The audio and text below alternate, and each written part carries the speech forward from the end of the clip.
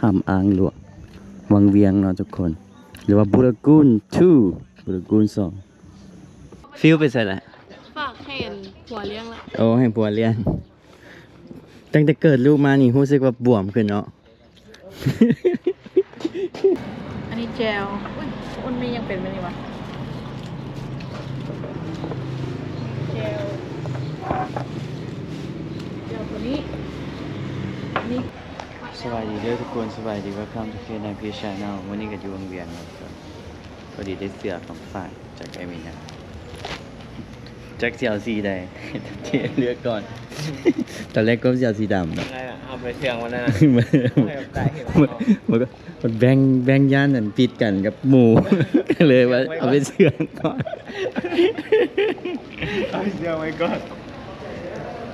เลยตอนกบก็จำเป็นต้องได้เอาสีขาวนะทุกคนแต่เจนบุมักใส่สีขาว เดินมาแน่ฮะทรงบอกมันกันได้วันนี้บอก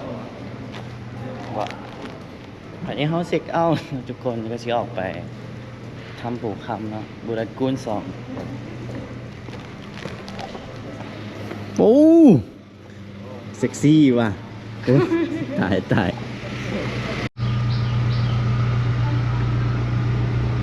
เบิ่งสะบืออย่างเฮ้ย เบิ้งขี้โพนนี่ดิเบิ้งขี้โพนนี่ดิจะออกไปบุรกูลเนาะ ดิแชร์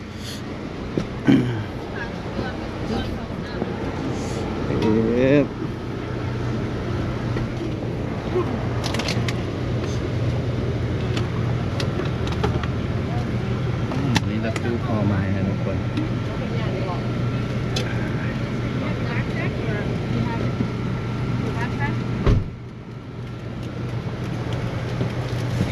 โอเค ทั้งหมด10 คนเนาะคนขับรถทุกคนจะพอไม้ขับรถไปกันเลยเดินทางไปอาจจะบุรกูล2เนาะอ่างหลวง No, he said he left it there, so don't run it all, right? พี่น้องทุกคนมาฮอดแล้วบุรกูล2ไม่มีน่าจะเคยมาแล้วนะวันนี้ first time มันบ่นี่ First time. first time and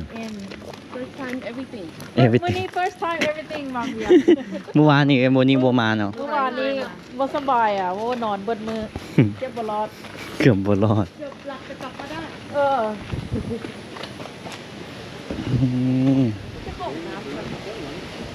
ห้องน้ำอยู่นี่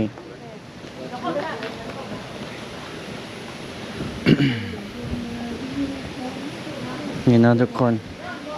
มื้อธรรมดาแต่คนบ่หลายนะมื้อนี้เป็นมื้อวันจันทร์ทุกคนมื้อนั้นหันแม่นมื้อบ่แม่นโมงนี้นะเนาะ วงนี้เข้ามา ฝรั่งหลายเลยมื้อนั้นเด้อยู่พุ่นก็มีแต่แบงค์เด้ ยังบ่ทันเนี่ยมีแดดออกดิ อืม ไม่ได้ถาม ทันแดดออกนี่เต็มแล้วนี่ เนาะเดี๋ยวอยู่โซนนี่ดิเฮ้ยโซนนี่ก็มีแล้วเด้อันนี้มา1 โมงทุกคนมื้อนั้นเฮามาตอนประมาณ 3-4 โมงคนก็หลาย โอ้เขาเจ้าเฮ็ดทานอาหารใหม่อยู่หั่น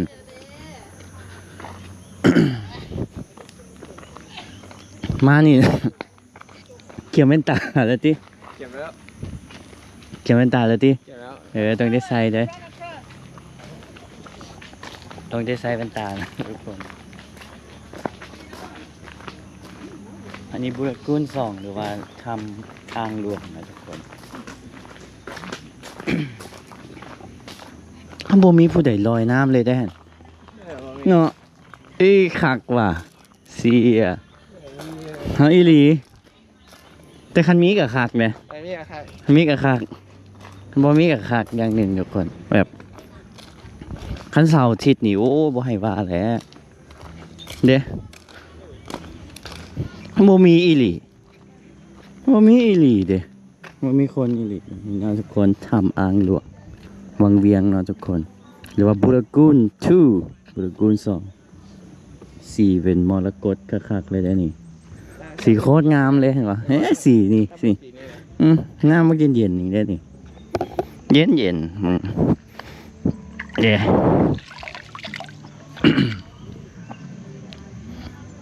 จะเป็นผ่าเนาะคันมีสลิงขี่แบบซิปปิ้งซิปไลน์มันคือที่ขาดดิแต่ก่อนมันจะมีตัวนี้กอขึ้นแล้วก็โดดไป ตัวนั้นจะสูงกว่าหมูแต่ก่อนตัวนี้มันจะเป็นนั่นนะแต่ก่อนแต่โดนหมด ขึ้นไปถึงไม่ได้เนี่ยเนาะ เนี่ยเขาจะให้ยูเทิงบนเนี่ยน่าจะขึ้นไปได้อยู่อ้ายบ่ได้เบิ่งผู้สาวอาบน้ำซ้ำเนาะ หัว มาสุดก่อนนี่เต็มเลยใครได้ใส่แว่นตา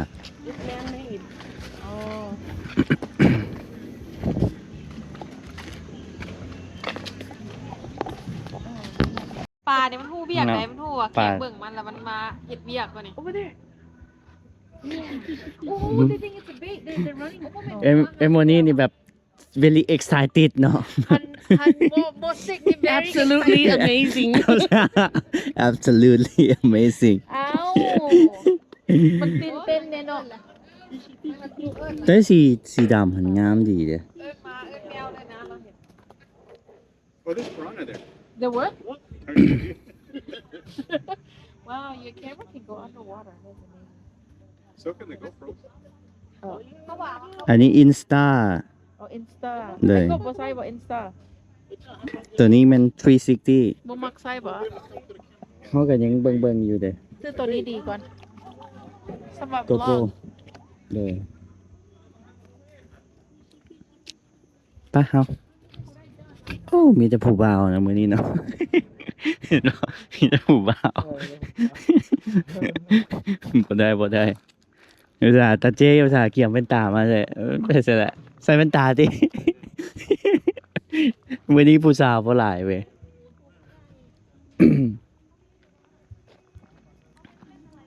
นี่ก็อีกอันนี้จะเป็นก้อนหินนะทุกคนส่วนไหลลอยน้ำกับลอยข้ามไปมา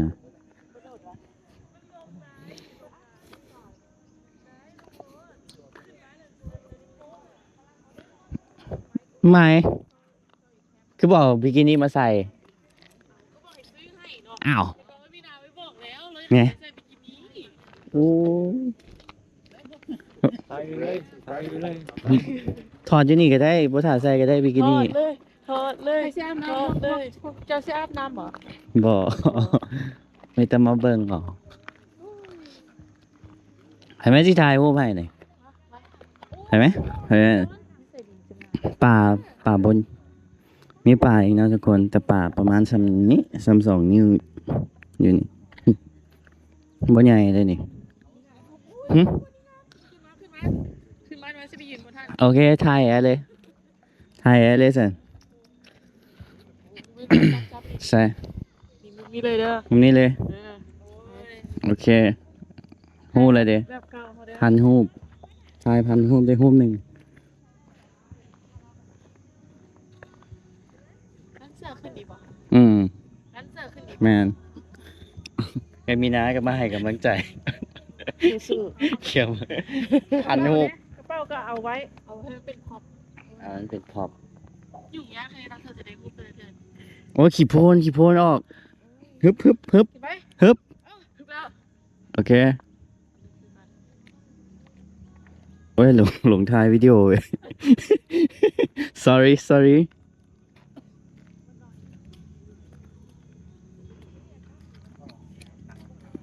โอเค สวยจ้าเอาอหย่างติดท่องกัน ขี่หนึ่งวัน อ้าว คิดว่าอหย่างติด เอ้าไปถ่ายรูปอ่ะ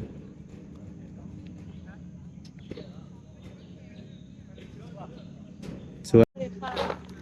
ไอ้กบโดดลงน้ำ ฮะ ขนาดนั้นนะ เปล่าอ่ะ เดี๋ยวนี้เราถ่ายรูปเก่งอะไรบ่ได้จบ แน่นอน ไห แน่นอน เดี๋ยวะ absolutely amazing เดี๋ยวนี้อัพสกิลตลอดเนาะสกิลอัพขึ้นใครอยากได้เราเป็นแฟนถ่ายห่วงเรื่องการถ่ายรูปเราเพราะไอ้เคยถ่ายรูปเก่งละ แน่นอนคอยจะไปชอบแฟนอยู่ฮะ แมน วิวโคตรดีเนาะคันมานี่คันนุ่งเครื่องบิกินี่อย่างมาถ่ายนี่โอเคเลยทุกคน อันนี้พวกเขามาไวแน่นอนอากาศมันบ่แดดเนี่ยนะทุกคนคันแดดกว่านี้นี่คนแต่โอ้โหเจโบผู้บ่าวเอ้ยฮะผู้อายระบมปั่นเลยกระข่าวอยู่จะมีแต่ผู้บ่าวเว้ยคุณมาสุดก่อนนี่ผู้สาวเต็มเลยเบาๆเนี่ยเบาๆเนี่ยโว้ยเก็บอาการเลยที่ได้เก็บอาการเนี่ย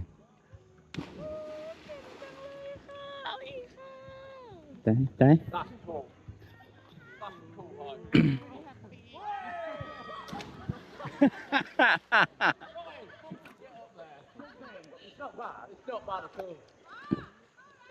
คนอังกฤษเนาะ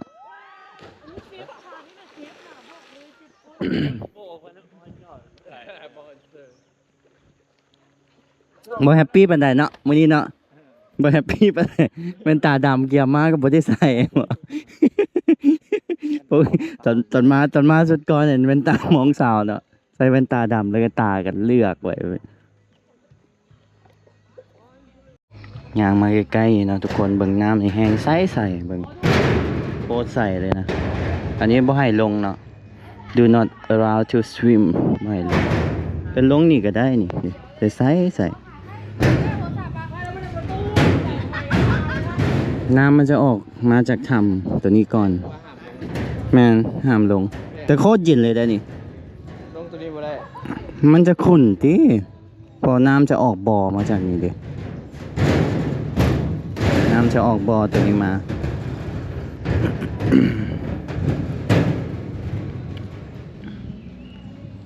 อันนี้ก็กันไว้แล้วน้องบ่ให้ลงทุกคน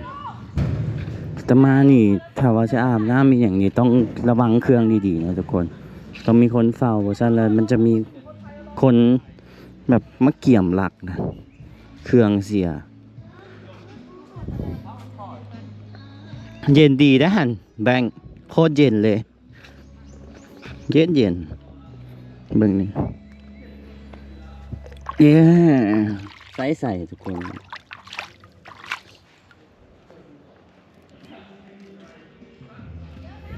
ใส่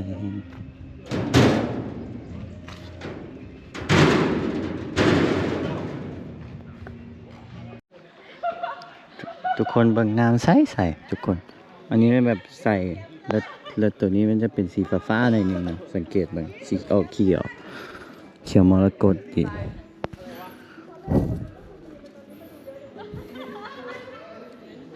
พวกเราบ่มีผู้ใดลงน้ำนะทุกคนมาแบบมาเบิ่งมาถ่ายรูปเฉยๆ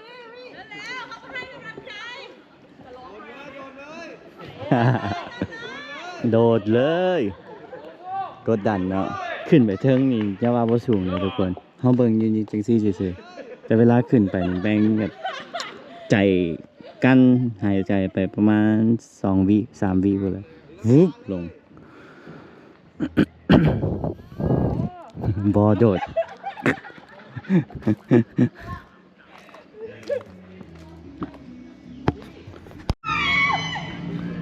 ซื่นตาแล้วติบัดนี้ซื่นแล้วติฝุ่นฝรั่งอยู่บนเต็มเลย วันนี้ก็สิออกไปนะทุกคนบ่ฮู้ว่าสิไปไสต่อ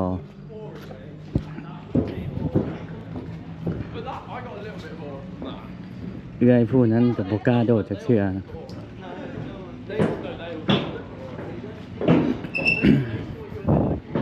น้ำใสๆทุกคนจะเป็นแบบสีเขียวเนาะจะออกฟ้าหน่อยนึงบูม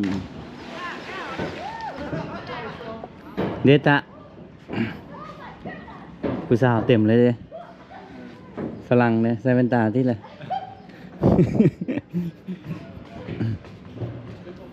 เนี่ยแบงยิ้มเลยได้เห็นผู้สาวนี่แบงแบบผมยิ้มเลยนะแกงผู้สาวเนาะ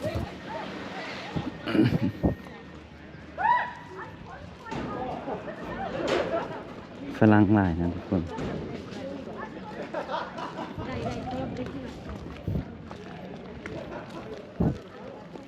เขาเจ้าหากันมา เชื่อเอาก็เริ่มมา หากันเริ่มมาเนาะแล้วพวกเขาจะออกไปก่อนทุกคน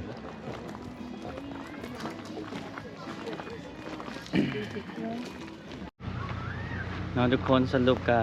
ซีกลับไปเวียงเนาะทุกคนบรรยากาศดีเนาะผู้ใดมาเที่ยวกันอยากให้มาเลยทุกคนบุรกูล2เนาะเซิร์ชไปใน Google Map จะเห็นเลย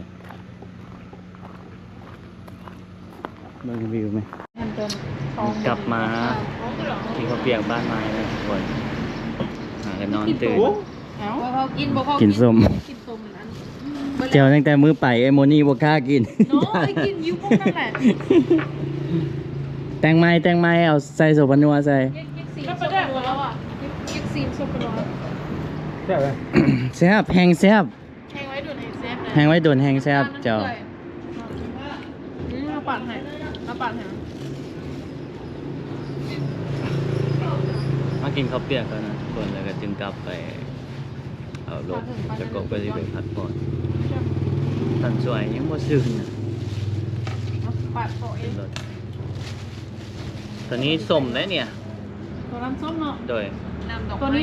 นี้นี่ตัวแซฟ จะแซ่บเบิดแหละ โอ้ยเขาเราบอกตัวแซฟลาย เพิ่งบอกให้ โตไปรักเอา เดี๋ยวกลับไปเฮาสิไปลักเอา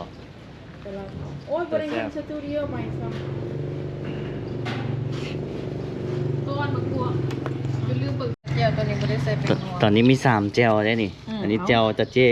กับเคนไอพีแตงอันนี้ยูนีแตง ำซุปปลาหน่อย อันนี้สำเร็จรูปนั่งกินส้มเนาะทุกคน กินแน่ โอเค เอาเป็นไง ตัวนี้แกซึมด้วย ชิมตัวของที่นี่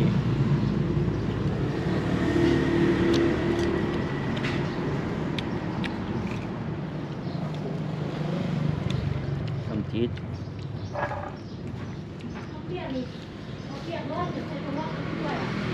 จ่อย ร้อนด้วยดิบไข่ด้วย ตัวนี้น่าจะแซ่บกว่าหมูตะสองเขาแต่ง น้ำตามันเปื่อยค่ะว่า อืม ตุ่มมันเลยค่ะว้ายโอ้น้ำเคี้ยวไหม Juicy? ฮะ That crispy juicy? crispy juicy เด็ดบอกเด็ดบอกที่สมบูรณ์ ซอย Wait, wait.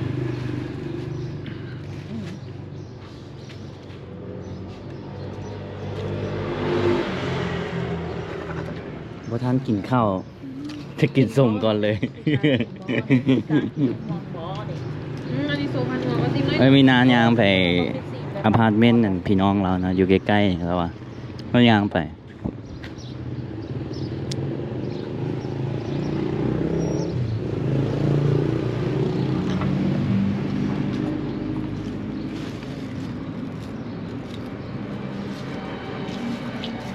อันนี้เจลอุ้ยอ้นไม่ยังเป็นไหมนี่วะเจลตัวนี้อันนี้เจลสามสายเห็ดแซมอันนี้เจลนี่เจลปลาแดกไอโซยังสุพานัวต้องไปเอาการ์ตูนมานะแปลมา กินอันนี้บ่ได้ขี้แตกบ่กินโดย ตัวนี้นะ ตัวนี้โอเค มันยังสิคิดได้เบิ้งมันวัดมันอะนี่เด้อพายักซื้อเราอยู่นี่เด้อยูอเมริกานี่เต็มเด้อนี่ปลาแดกตัวนี้ออเดอร์ได้ยูเมืองลาวก็มีกูไปยังมีน้ำสปายอยู่เจ้าหน่อยกับไปนอนโรงแรมแล้วกินนมก่อนทิม กินส้มแล้วมีน้ เอาบริเซเป็นนัวได้ไหมปลาแดกแล้วนัว ำให้เลือกเลยสามแจว กล้ากินเซอร์นี่ ไม่มีมันสิมีแห้งขึ้นอยู่บริษัทยังบอก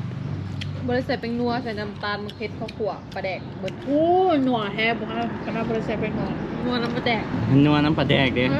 แซ่บ เด็กก็มีนะ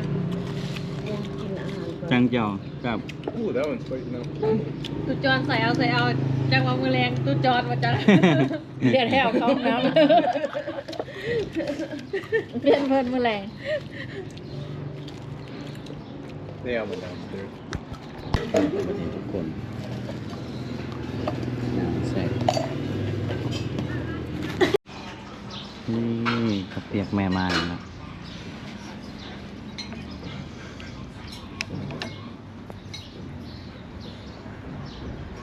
พากันกิน3 โต๊ะปรุงปลาแดก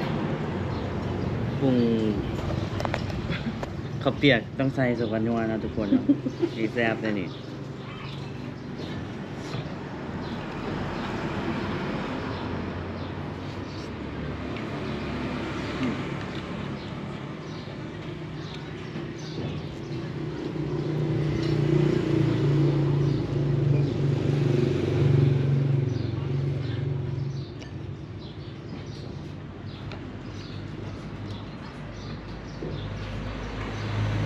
กินกับเปียกแล้วกับปิ้งจีนต่อ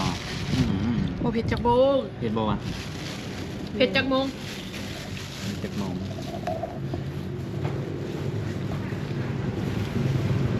ได้อยู่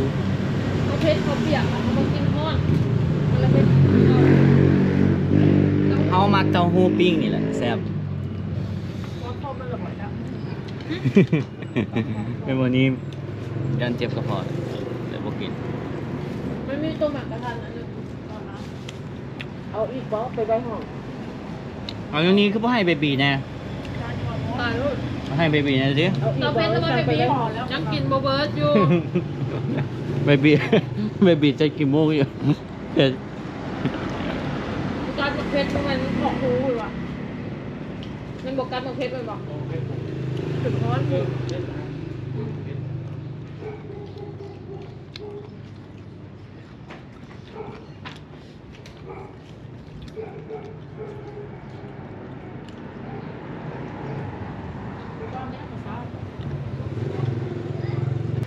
อันนี้พอดีมาฮอด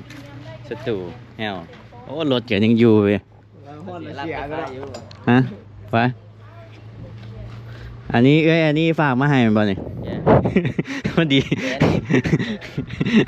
พอดีใส่เลยไวขนาด อันนี้ฝากมาให้จากเมกาพี่หรอ เอซี อันนี้สปอนเซอร์ โอ้ any sponsor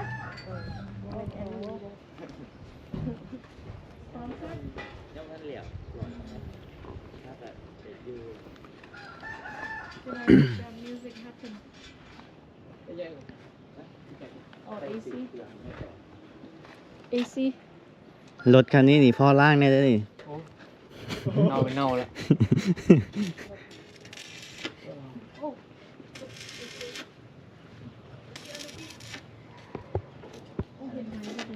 เฮ็ดเองเนี่ย แอร์พอมั้ง เนี่ย ยังอีก2เลยห้องนั้นแต่ว่า เอาตัวคือบ่เว้าคืออยู่ในคลิปแหละคือว่าอยู่ในคลิปอีหยังก็โซฟา What is this เกรงใจเรา จะเว้าเด้แอร์อันนี้ Annie You โซฟา need what คืออัน You need sofa คืออยู่บัตรหันขั้นคนบริจาคของน้องเพิ่นเอาซื้อติด โอ้ เสี่ยวซื้อไว้ติดไว้ใส่ เดี๋ยวเอาซื้ออันนี้ติดอยู่หัน วัน เอ นี้ วันนี้ จ สิ ริง เอา จริงมันเนาะมันมีคลิปหนึ่งวิดีโอคลิปน้องเฮ็ดน้องทายตั้งแต่เพื่อนเก่าไปแหละตั้งแต่ โด มาย แต่เดี๋ยวสตูแล้วน้องจะปล่อยคลิปนั้นว่าสิเฮ็ดอยู่ ไอ้ที่แบบถ่ายคลิปแล้วกันมีเด้อแล้วก็ถ่ายแล้วก็เจ๋งหูเจ๋งหู เธอโอเคได้อันนี้ก็ไวขนาด ไว้ เบิ่งวิดีโอเฮาเลยก็โอเค ส่งให้อันนี้รีวิวเด้รีวิวเฮา VKK บายดีแฟน อังกฤษไหมอังกฤษไหม And he wants to learn Lao. He wants to learn Lao. Good luck. สบายดีเปลี่ยนแลกเปลี่ยนกัน Video. We'll take a picture. Yeah, we'll take a picture. He has the video. อย่าวิดีโออยู่ นั่นเองคือไม่มีแอร์ ห้องนอน Three rooms. This แต่แอร์ให้มันไปเบิดในเฮียนบ่ บ่คันอยู่ลาวจะเฮ็ดจะเป็นแอร์จะเป็นเครื่องแต่ละห้อง น้องตัวนี้คือบ่มีแอร์ No เพิ่นถามว่าเจ้าสิใส่ทุกห้องบ่ เขาสิใส่แอร์ทุกห้องบ่ ลาวแปดลาว อ๋อ ไว้สอนตอนว่างๆเดี๋ยวไปเล่นกัน เอาวะจำแจ้ กิน ว แล้วกินแล้ว กินแล้วเอาไปแล้ว Nhông nghe thì. เอ้า Ê, mà ai mặc phương? Wow, biết mặc phương. มักเฟืองแห้งแซ่บ ยุ่มเราอ่ะ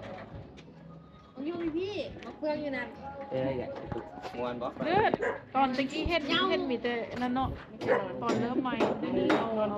ค่ะ Nó, để lo nha. ว่าเก่ง พี่เก่งผู้นั้นเก่งไปเฮ็ดทุกอย่างก่อโบก นี่สิกอโบกเพราะว่าแต่ก่อนเคยเป็นจับ อยู่เทมโปอยู่วัดเนี่ย ตัวนี้นี่สิเฮ็ดปึ๊บ ตัวนี้นอนอย่างนี้ น้ำกันบดพอกับเป็นปูน้ำผักกับเห็ดเราเฮ็ดเบิดอู้ขันยกนี่ขันจางสร้างอู้เบิดหลายอะไรให้เนี่ยเอาเห็ดท้ายนี่มันลาย เอาฟิวไปใส่ละ ฝากเห็นหัวเลี้ยงละ โอ้ให้ผัวเลี้ยงตั้งแต่เกิดลูกมานี่รู้สึกว่าบวมขึ้นเนาะ คนที่พูดอะไรคนนี้พูดอะไร บ่แม่นว่าคือว่ามิ้นซะดอก อิ่มเอมกับความรักค่ะ เห็นบ่ดิยังมีหัวใจอยู่ดินี่ กำลังอินเลิฟ เป็นเลิฟ กันเลยแบบหุ่นแบบซับบี้ exercise เอาใช่ว่าพิษเนี่ย thank you ขอบใจหลายๆมื้อนี้เนี่ย Cắp lên mà. กับโรง Cắp แรม cắp rồi cọ. กับโรงแรม ก็ไปพัก ยังได้ไปหากันอีก ยังมี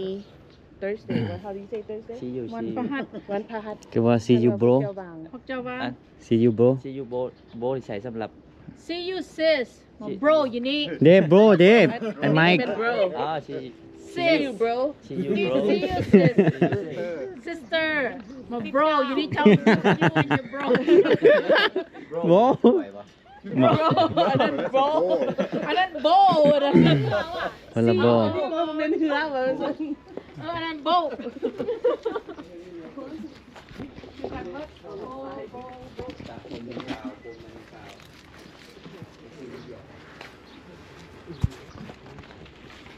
ทุกคนตอนนี้มีนาโมนี่กับกลับกันแล้วทริปนี้กับขอบใจมาดามทั้งสองมาเช็คแคร์พาเที่ยวแล้วก็บุรกูลทุกคนผู้ใดไปวังเวียงเนาะต้องไปนะทุกคนบุรกูล2ห้างกระแปกกระแปก ห้างกระเปียกแม่ไม้กับแซ่บนะทุกคนแล้วก็ขอบใจนี่ที่ว่าแบบไว้ขนาดนี่เบิ่งคลิปแล้วก็มันแก้มเงินให้เฮานะขอบใจหลายๆเด้อได้แอร์แล้วสตูพวกเฮาก็สิมานั่งสิ่งอยู่นี่แล้วเนาะทุกคนเจอกันคลิปหน้าเด้อทุกคนบ๊ายบายถ้ามาคลิปนี้กดไลค์กดแชร์กดติดตามที่สำคัญห้ามสกิปโฆษณานะทุกคนเบิ่งนกกับห้องข้างหลังอยู่บ๊ายบายทุกคนเดี๋ยวกบกะสิกลับน่าจะไปสตูไอเทตอนขี่รถจักรไปย่านฝนตกเนี่ยบ๊ายบายทุกคนเจอกันคลิปหน้าทุกคนบ๊ายบาย